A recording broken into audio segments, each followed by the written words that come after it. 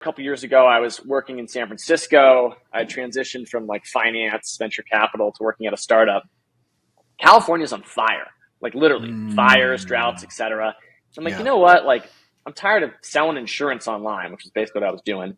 Hmm. And I really want to work in climate change and like make a positive difference in the world. And so I Oh was yeah. fortunate enough to spend a year working for a venture capital firm as an entrepreneur in residence. My timing was really lucky. Like I left this other job and explored this whole starting a company thing when climate was really, really hot. Yeah. This is during the year of 2020 that I had this, that I kind of pitched spending the year of 2021 doing this.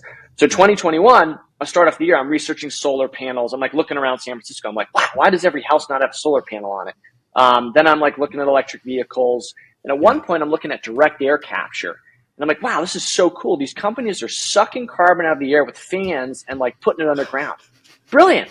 But then I'm like, man, it is expensive from an energy standpoint to like suck Yeah. carbon out of the air. So I'm listening to a book on tape on Audible called Animal Vegetable Junk by Mark Bittman on February Mm. 28th of 2021. And Mm. it hits me. There's this thing called soil carbon sequestration.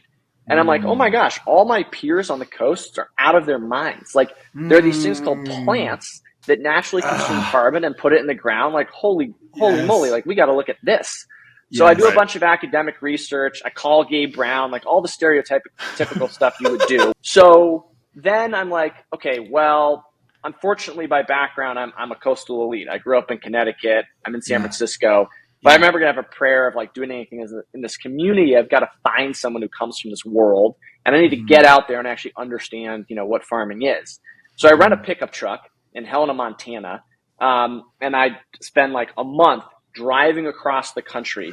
I Wow. mean, just hitting all these like incredible people in the community. Drive through Iowa.